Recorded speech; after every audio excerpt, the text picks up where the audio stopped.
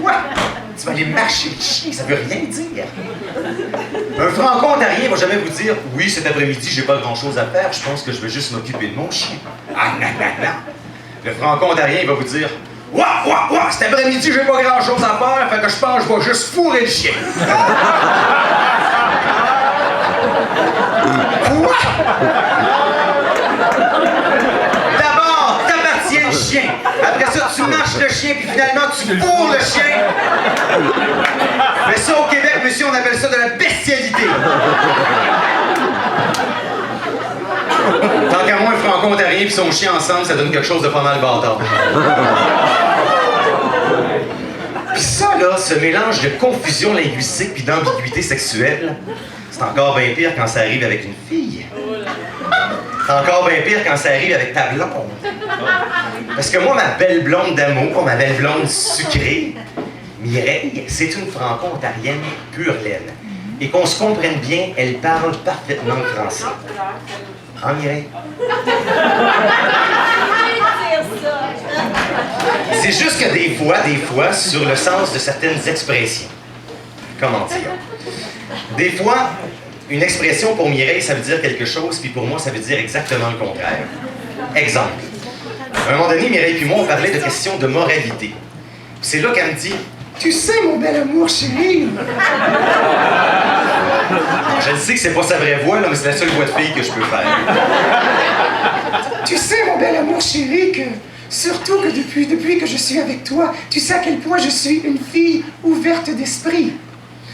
Mais tu dois quand même savoir que sur certaines positions, je peux être très anal. » Moi, j'ai dit « Oh, ouais. »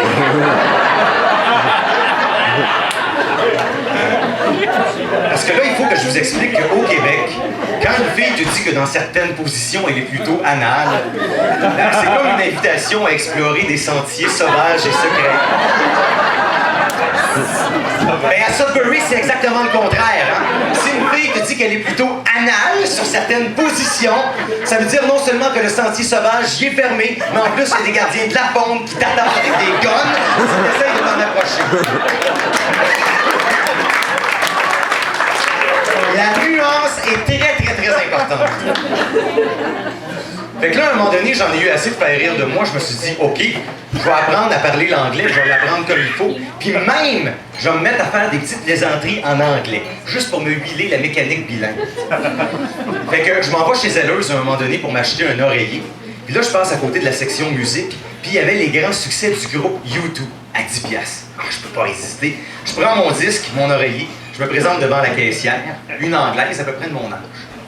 Puis là, elle me dit, « Have you found everything you're looking for? » Ah ben moi là, je sens l'opportunité de placer une désopilante plaisanterie en anglais.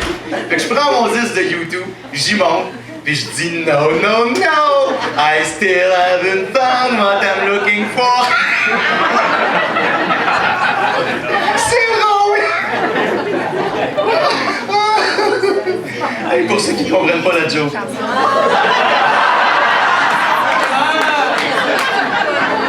I still haven't found what I'm looking for, c'est le titre d'un grand succès planétaire du groupe U2, hein? Tout le monde connaît ça. En tout cas, tout le monde qui a mon âge ou à peu près, Denise. En plus, elle c'est une anglaise. Fait que là, elle me dit Have you found everything you're looking for? Moi, je prends mon disque de U2 et je dis No, I still haven't found what I'm looking for. Fait que là, elle me dit OK. But what are you looking for? Fait que moi, mon premier réflexe, c'est de me dire ah oui, c'est vrai, c'est une anglaise. C'est tout le temps plus lent dans ces cerveaux-là. Faut que tu répètes 2-3 fois. En les hauts.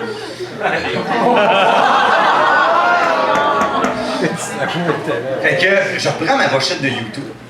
Puis là, je la rapproche encore plus proche de sa face. Je me dis, ça va comprendre. Je dis, I still haven't found what I'm looking for. Là, je vois ses yeux, puis elle a de l'air inquiète. Puis elle me dit, I hear you, but what are you looking for?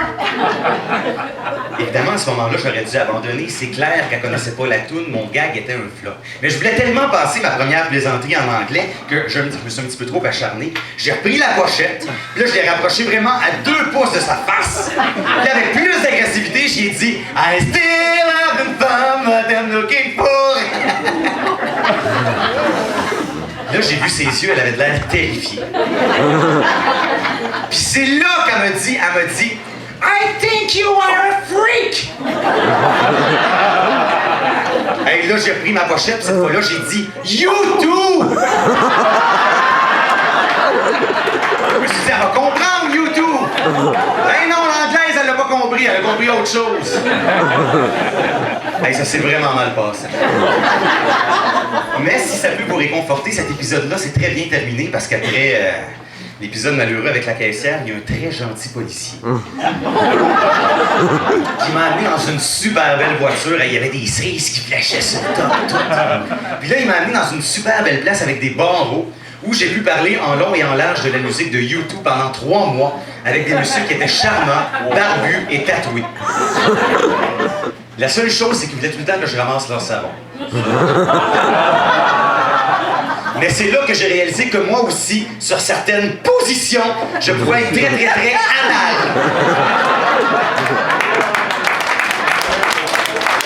Dans la définition franco-ontarienne de la chose, évidemment. Le sentier il est fermé, puis il y a des gardiens de la faune avec des guns. Ça m'a comme rapproché de ma blonde. Je me suis dit, on a ça en commun. D'ailleurs, là, il faut que je vous en parle un petit peu plus de ma belle blonde d'amour, ma petite blonde sucrée. Une vraie de vraie franco-ontarienne de Blizzard Valley en banlieue de Chelmsford. Blizzard Valley, le seul nom de ville au Canada qui sonne comme un nom de dessert du Dairy Queen. Oui, bonjour mademoiselle, je prendrais 2 Blizzard Valley, extra caramel, pas de peanuts, s'il vous plaît. On le croirait. Fait que non seulement ma blonde, c'est une franco-ontarienne de souche, mais forcément, tous nos enfants, tous nos nombreux enfants, tous nos multiples enfants sont franco-ontariens, eux autres aussi. Puis ça paraît. Non, ça paraît dans la mesure où ils ont tous des signes distinctifs de franco-ontariens, des petites caractéristiques. Je vais vous donner un premier exemple, mon plus vieux. Raphaël, il va avoir 20 ans bientôt. Puis Raphaël, c'est le seul de nos enfants qui est né au Québec, puis quand il y a une couple d'années, on a déménagé en Ontario. Puis c'était fascinant parce que la première journée que Raphaël est allé à l'école à Sudbury, il se comportait encore comme un petit Québécois. Mais la deuxième journée que Raphaël allait à l'école, il se comportait déjà comme un petit franco-ontarien. Illustration. Première journée que Raphaël revient de l'école, il vient me voir puis il me dit « Papa, sais-tu qu'est-ce qui est vraiment pas correct qui s'est passé à l'école aujourd'hui? » Non. Nicolas a pas voulu partager son biscuit au chocolat. J'ai dit, OK, c'est plate, mais en même temps, il ne me connaissait pas, il n'y avait pas de lien de confiance. Réessaye demain, ça va mieux se passer. Le lendemain, Raphaël revient de l'école. Il vient me voir, puis il me dit, Oh, Dad! Sais-tu qu'est-ce qui est vraiment pas fair qui s'est passé à school aujourd'hui? Nico a comme vraiment pas voulu sharer son chocolate cookie. Hey, moi, j'étais impressionné, il avait appris à parler le franco-ontarien en 24 heures. Wow! Hey, les enfants à cet âge-là, c'est des vraies éponges pour les langues étrangères. Hein? Au début, j'ai trouvé ça cute. Mais là, après une couple de jours, j'ai réalisé que Raphaël, il avait un petit peu trouvé ça parler anglais à la maison. Fait que là, je me suis fâché, j'ai instauré un règlement chez nous, j'ai appelé ça le règlement 17. Fait que le règlement 17 chez nous, c'est que jusqu'à l'âge de 17 ans, mes enfants n'ont pas le droit de parler en anglais à la maison. Après 17 ans, ben là, ils sont plus grands et plus forts que moi, fait qu'ils font bien ce qu'ils veulent de toute façon. Mais, hey, là, je vous l'ai pas encore dit, là, mais vous êtes conscient que c'est de l'humour, hein? Faut tout prendre au 2e degré, là. Tu sais, quand je vous dis que la langue franco-ontarienne, c'est une langue étrangère, là, pas pantoute, même que c'est une forme du français plus évolué. Parce que je vous ai expliqué tantôt, hein, l'échelle de l'évolution. En bas, il y a les Français de France. Oui. Après ça, il y a les Singes, Jean-Benoît. Là, il y a les Québécois, puis il y a les Franco-Ontariens. Mais c'est la même chose avec la langue franco-ontarienne, c'est une forme plus évoluée de la langue française. Et pour bien illustrer le décalage entre le français des Français de France et ceux des Franco-Ontariens, je m'inspirerai d'une chanson que les Français ont composée pour leur langue à eux autres. Je vais vous en faire un petit bout là, pour que vous ayez les paroles en tête. Ça s'appelle « La langue de chez nous ». C'est une langue belle, avec des mots superbes, qui porte son histoire à travers ses accents, où l'on sent la musique et le parfum des herbes, le fromage de chèvre et le pain de froment.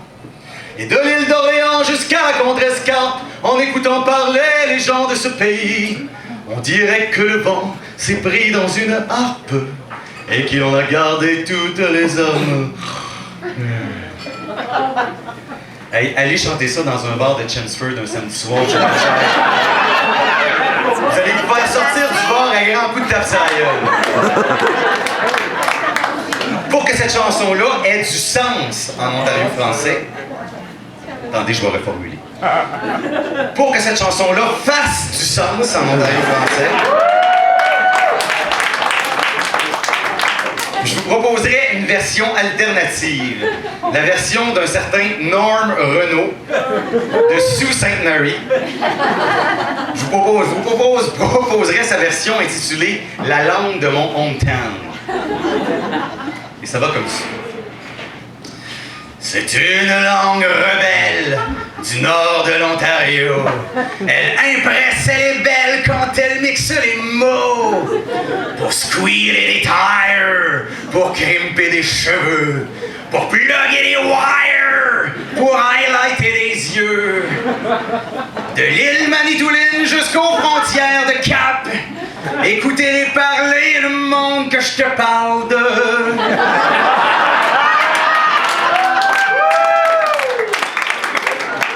On dirait que le vent y est stock dans une harpe pour s'improuver good luck, même s'il faudrait que la langue de mon hometown, de Norm Renault, de Sault Ste. Marie.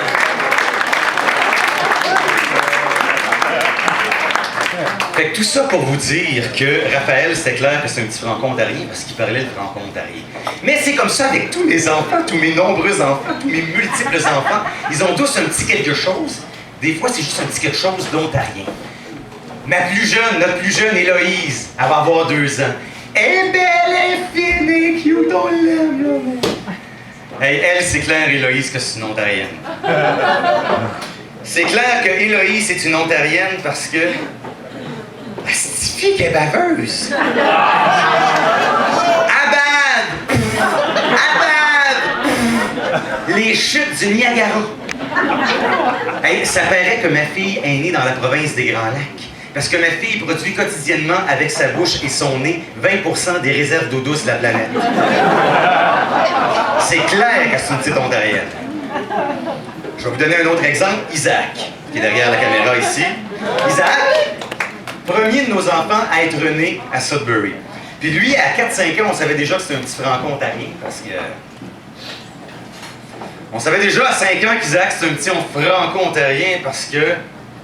C'est un maudit chialeux! Il y a tout le temps des revendications. Monsieur défend ses droits comme les franco-ontariens, bande de fatigants. Hey, à 5 ans, Isaac, il avait fait un beau fort dans la neige. Faut que je donne ça, un beau fort, avec des tours, des passages secrets, des réserves de munitions, tout le kit. Mais moi, en père responsable, arrivé à ce temps-ci de l'année, je réalise que la neige va fondre, c'est dangereux pour sa sécurité. Fait que je prends un ton autoritaire. Je vais voir Isaac, c'était déjà pas facile de négocier avec lui. Puis je dis, mon gars là, ton fort va falloir le fermer, OK? Fait que là, Isaac, 5 ans, haut de même, il me regarde, un air de défi. Puis là, avec sa petite voix, il me dit, mon fort fermé jamais!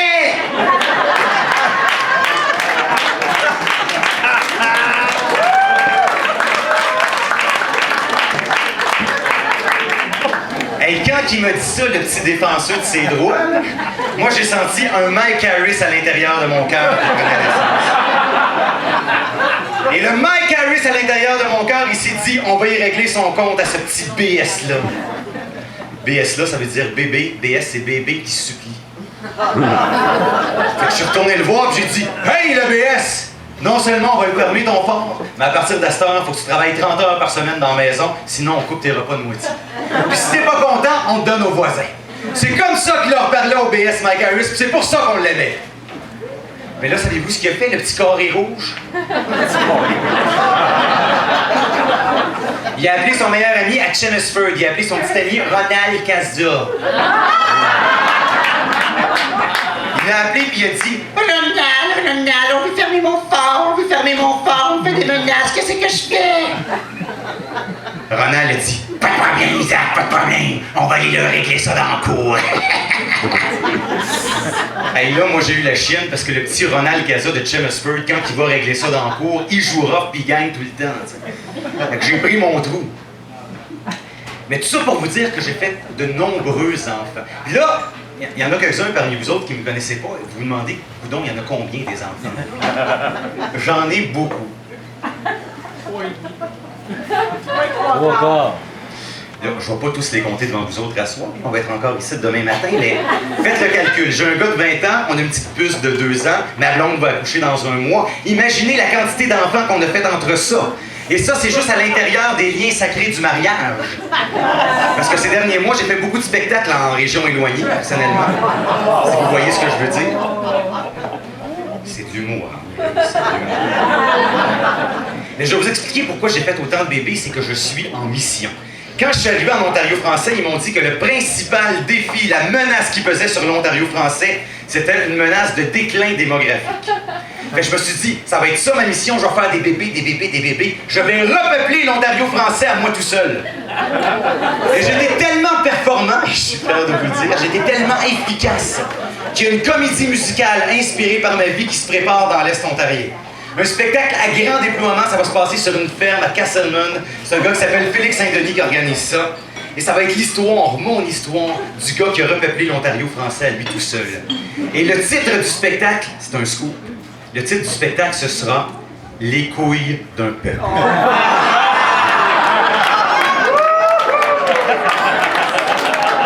Le spectacle « Les couilles d'un peuple ». Puis pour les Français de France qui vont venir en touriste, qui comprendront pas, on a un titre alternatif pour eux autres, « L'homme qui avait plein de gosses ».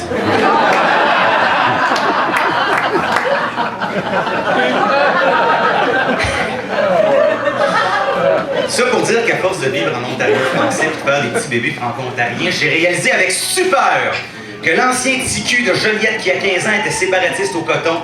J'ai réalisé que j'étais devenu franco-ontarien, fier de l'être, amoureux du nord de l'Ontario, hyper admiratif des franco-ontariens, de votre culture, de votre résilience, de votre détermination à continuer à vivre, à vous battre pour vivre en français, malgré les forces assimilatrices, malgré le règlement 17, malgré l'attrait perpétuel de la pop culture américaine. Ça fait plus de 100 ans que vous, vos ancêtres, vos parents, vos grands-parents se battent pour avoir des écoles et des hôpitaux en français. Puis vous autres, surtout ici à Sudbury, vous avez créé une culture spécifique qui vous est propre. Cette culture-là, depuis une dizaine d'années, elle est enrichie par des milliers de nouveaux franco-ontariens de souche européenne, africaine, haïtienne, libanaise, qui viennent enrichir votre culture avec leurs épices. Ça fait qu'à un moment donné, je me suis dit, il faut que moi aussi j'apporte une contribution culturelle à l'Ontario français. Ma première idée, je vais vous le dire bien franchement, c'était nono. Je me suis dit, je vais faire un spectacle d'humour. Un spectacle d'humour avec plein de blagues sur l'Ontario, les Québécois, les Franco-Ontariens, tous les préjugés, les stéréotypes, les généralisations grossières. Je me suis dit, je vais faire comme Yvon Deschamps, je vais faire une déclaration d'amour à l'Ontario français, mais je vais le faire avec un personnage baveux. C'était évidemment une très mauvaise idée. Heureusement, je ne l'ai pas faite. Parce que vous auriez été poigné pour payer 60$ pour venir voir ça à soir. Une chance que je ne l'ai pas faite. Fait que là, j'ai eu une autre idée. Je me suis dit, je vais faire un drapeau pour les Franco-Ontariens. Parce que c'est le fun d'être un peuple, mais ça prend un symbole rassembleur. Là, il y a quelqu'un qui me dit, t'es donc ben cœur, Robitaille! Le drapeau franco-ontarien, ça existe. C'est Gaétan Gervais qui l'a fait à Sudbury. Fait que je suis allé voir le drapeau, puis je l'ai trouvé beau. Alors, moi, ma spécialité, c'est la musique. J'ai fait une chanson pour dire à quel point le drapeau franco-ontarien, il est beau. Et ma chanson a pour titre « Mon beau drapeau ». Et j'aimerais vous en faire un extrait parce que je ne l'ai à peu près jamais chanté en public. Vous allez voir, la mélodie est assez originale. Mon beau drapeau, roi du poteau, symbole de tous les Franco. Tu me souris, t'habilles ma peau, tu me nourris comme un pogo. De Toronto jusqu'à Chapleau, tu regardes passer les moineaux. Hey, moi, j'étais fier de ma toune du beau drapeau. Là, ils m'ont dit, Robitaille, t'es calme, ça a déjà été inventé, mon beau drapeau, ils chantent ça dans les écoles. C'est l'adjoint du bon Dieu qui a inventé ça. Ça s'appelle Saint-Pierre. Un gars brillant, le brillant Saint-Pierre. Il avait déjà composé la chanson du beau drapeau. Fait que je me suis dit, OK, je vais faire une autre chanson sur le drapeau, mais cette fois-là, ça va être une chanson sur l'endroit où on le met, le drapeau franco-ontarien. Parce que moi, le drapeau franco-ontarien, je l'ai vu partout. Je l'ai vu sur des casquettes, je l'ai vu peinturé dans le visage, je l'ai vu sur des cravates, je l'ai vu sur des t-shirts, sur des chemises, je l'ai vu tatoué sur la poitrine de Martin la Jeunesse, je l'ai vu sur des paires de bobettes, je l'ai vu sur des bas, je l'ai vu flotter devant des maisons, des écoles, des commerces, des hôtels de ville. Mais tout ça, c'est pas important. Parce que ce qui compte vraiment, c'est pas nos enfants, c'est pas nos familles, c'est pas nos communautés. Ce qui compte vraiment dans la vie, c'est nos chars! Quand t'es tellement fier d'être franco-ontarien que tu mets ton petit drapeau franco-ontarien sur ta plaque de char, là t'es fier! Surtout que la plupart de nos chars à nous autres en Ontario sont fabriqués ici fièrement dans notre province. Moi, mon char il a été fabriqué dans une petite ville du sud de l'Ontario située à mi-chemin entre Windsor et Oshawa. Une ville qui s'appelle le Japon.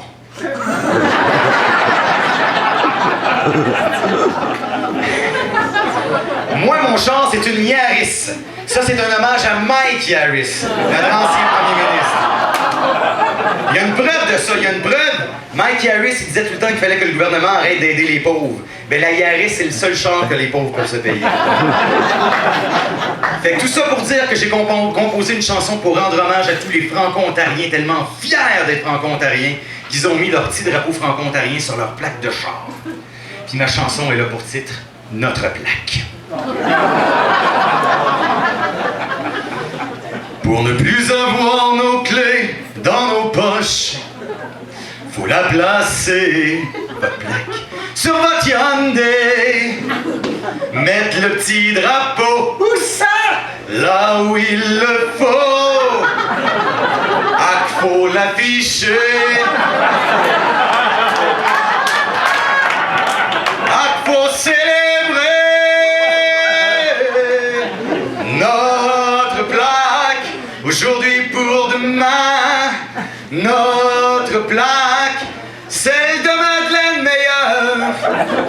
Notre plaque de franco-ontarien. Notre plaque de franco-conducteur. Notre plaque.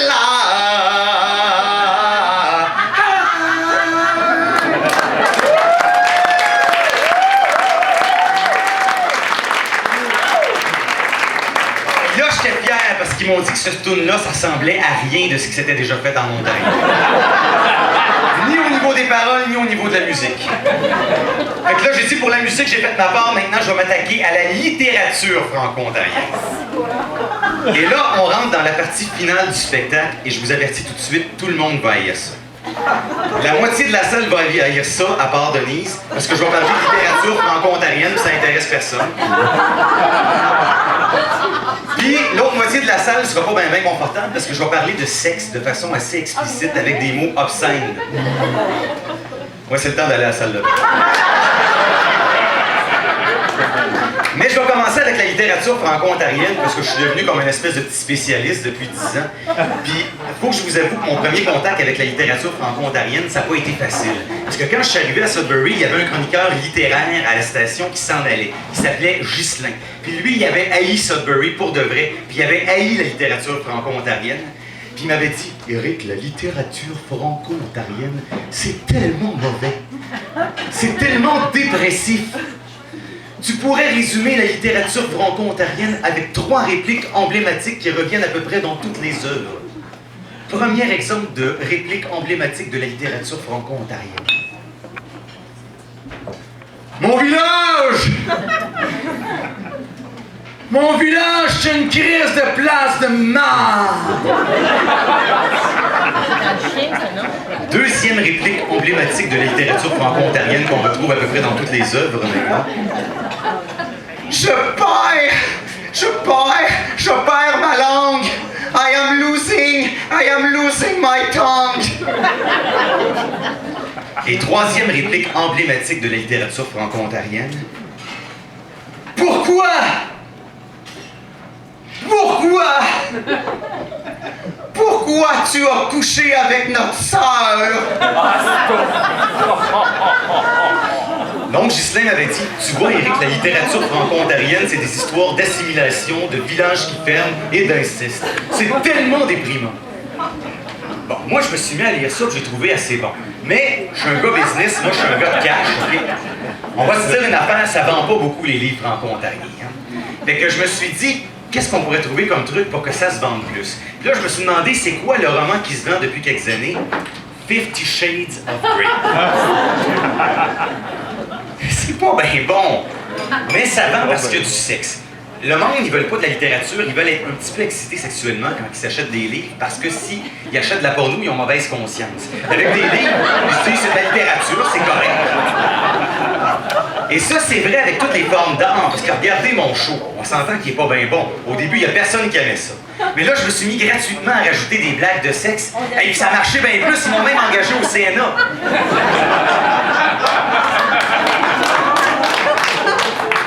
Donc, évidemment, on peut pas réécrire tous les classiques franco-ontariens. Non, mais on pourrait les rééditer en changeant le titre pour donner l'impression qu'il y a du sexe dedans. On en vendrait bien plus.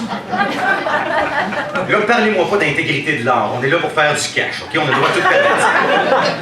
Fait que là, on va prendre des exemples puisés à partir des classiques franco-ontariens. Commençons à Smooch Rock Falls. Michel Ouellette, qui a fait une œuvre puissante, Le Testament du couturier. Hey, ça a remporté plein de prix. Mais si tu connais pas le gars qui te retrouve devant ce livre-là, Le Testament du couturier, hey, ça a de l'air plate en bas. Changez le titre. Changez pas beaucoup le titre, changez pas la sonorité du titre. Mais plutôt que Le Testament du couturier, appelez ça les testicules du couturier. Hey, là, il y en a des femmes qui vont les acheter, vos livres. Une couple de gars aussi, une couple de gars. Ici, à Sudbury, on aime beaucoup Melchior Molimpa, qui a fait des grandes œuvres, des sagas historiques en Afrique, comme son premier roman que j'ai bien aimé, moi, Le Totem des Barandas. OK, mais qui veut acheter ça, un livre qui a pour titre Le Totem des Barandas, si tu le connais pas, là? Changez le titre! Plutôt que Le Totem des Barandas, Les Totons des Barandas. Ah, là, on imagine un beau petit sein noir ferme. Ah, ça donne envie, ça excite un peu! On va en vendre des livres! OK, d'autres exemples. Descendons dans le sud. Il y a une grande auteure que j'aime beaucoup, Marguerite Anderson. Elle va être au Salon du Livre de Sudbury. Allemande, 90 ans, des beaux livres. Elle a remporté le prix des lecteurs Radio-Canada avec son roman Le Figuier sur le toit. Okay, comme titre de roman, c'est pas très invitant. Le Figuier sur le toit. Changez le titre, gardez la même sonorité. Plutôt que Le Figuier sur le toit, La Fille gay sur le doigt. La Fille gay sur le doigt. Là, vous allez en vendre des livres auprès d'une certaine clientèle.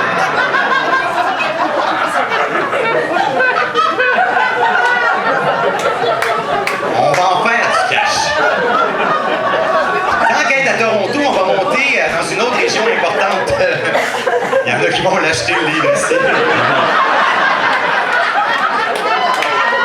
On apprend des affaires.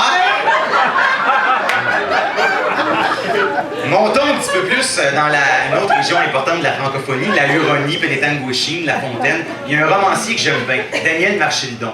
Lui est sur une piste. Lui, il a compris. Parce que déjà, son premier roman, il avait appelé ça Les Géniteurs. Respect. Les génitales, ça aurait été mieux. Mais là, pas de joke, je me suis renseigné, son prochain roman, vous vérifierez, c'est vrai, ça va s'appeler Zoza, la chatte des Hurons. Oh! Lui, il va en vendre des livres.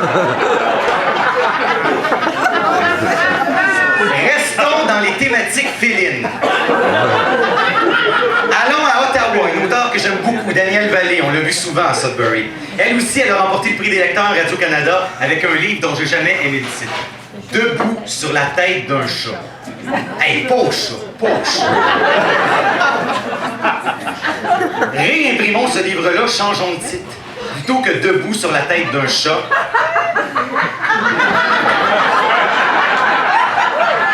constipation ici. Assise sur la langue de chat. Là, imaginez les femmes, là. Elles vont fantasmer des sensations avec la petite langue rugueuse du chat. On va en vendre des livres! D'ailleurs, Danielle Vallée, elle a compris elle aussi, parce que son nouveau livre a pour titre Sous la jupe. Fait qu'on commence de même. On fait de l'Ontario français la capitale mondiale de la littérature érotique. Mais après ça, on va plus loin. On fait de l'Ontario français la capitale mondiale de l'érotisme. Et là, c'est important ce que je vous dis. Il y en a qui sont en train de nous montrer la voie. Et ce sont les pionniers de l'Ontario, ce sont les gens de Windsor. Windsor, ça a toujours été les premiers. Premier peuplement francophone, premières églises, premières paroisses.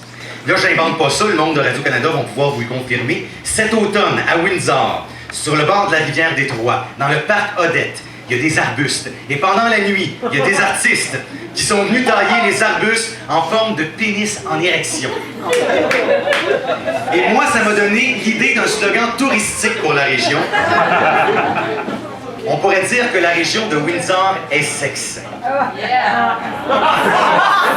comprenez ce que je veux dire? On pourrait dire que la région de Windsor est sexe. Mais là, on va aller plus loin, on va étendre ça à tout l'Ontario français. Alors, mesdames et messieurs, le chat sort du sac maintenant, le spectacle est fini. Ce n'était pas un spectacle d'humour. C'était ma plateforme politique que je venais vous présenter. Je fais mon coming out de politicien ce soir avant Régent Grenier, qui va le faire très bientôt, je le sais. Je fais mon coming out de politicien avant Paul Lefebvre, qui va le faire tôt ou tard, on le sait. On sait pas où, on sait pas quand, mais on sait que ça s'en vient. Mesdames et messieurs, ma plateforme électorale est la suivante. Électeurs, électrices, concitoyens, concitoyennes, cessons de dire que nous sommes des Franco. Cessons de dire que nous sommes des Franco vaincus. Affirmons plutôt haut et fort que nous sommes des Francus. Affirmons et